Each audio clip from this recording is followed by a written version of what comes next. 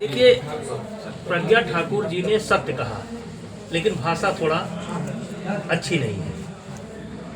थोड़ा भाषा अच्छी होनी चाहिए। कहा तो सत्य है। माघ मेले पर शंकराचार्य नहीं, पर पाबंदी लगाई गई, क्या मानते हैं? नेताजी, मैं वहाँ पर था नहीं। नेताजी राहुल जी को जिस तरीके से प्रज्ञा ठाकुर ने कहा कि वो विदेशी मूल के हैं और वो प्रधानमंत्री नहीं हो सकते, लोकतंत्र में उनको सांसद बनाया गया, संवैधानिक दर्जे के तहत वो आते हैं और जहां तक नागरिकता अधिनियम है उसके अनुरूप वो आते हैं। तो ऐसे में इस तरीके के बयान को किस तरह देखते हैं? देखिए, थोड़ा शब्द हल्के हैं, लेकिन राहुल गांधी इस देश के प्रधानमंत्री नहीं हो सकते।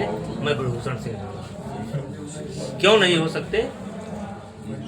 क्योंकि वो दो नाव की सवारी कर रहे हैं।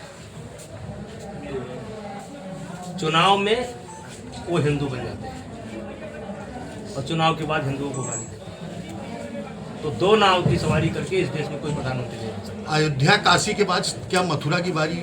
ये हमारा सवाल नहीं है, विश्व परिषद होता है। ये हमारा सवाल। आज किस परिप्रेक्ष्य में हम इस तो विद्यालय में आए थे और किस तरीके से आपने जो है जनता को संबोधित किया?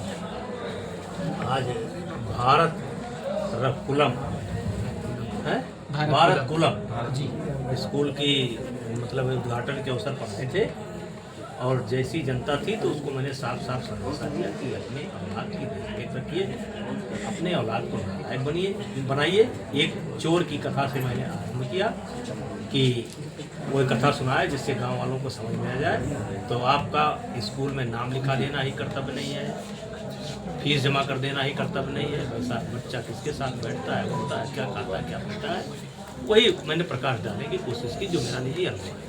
आपने एक मंच से कहा कि मिलावट से सावधान रहें। क्या मानते हैं कि अभी तक केंद्र और राज्य की सरकारों ने मिलावट पर वो काम नहीं किया जो करना चाहिए? मैं अपना काम कर रहा हूँ, सरकार अपना काम कर रही है। हम इतना जरूर जानते हैं कि एक जगह मैंने सूचना दी कि फला जगह नकली पनीर बन रही है। 2 लाख लिए चले गए, पनीर बन गई। तो वो अपना काम कर रहे हैं, हम अपना काम कर रहा हूँ। आप खरीदो ना, उनका बिकना बंद हो जाएगा।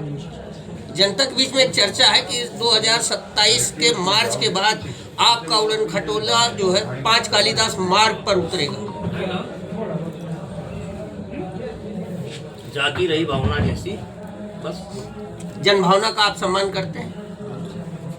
अगर मैं जनभावना का सम्मान न करता तो 6 बार मैं सांसद था, मेरी पत्नी सांसद थी, मेरा बेटा था। ये आपकी ओर से है, जनभावना चाहिए।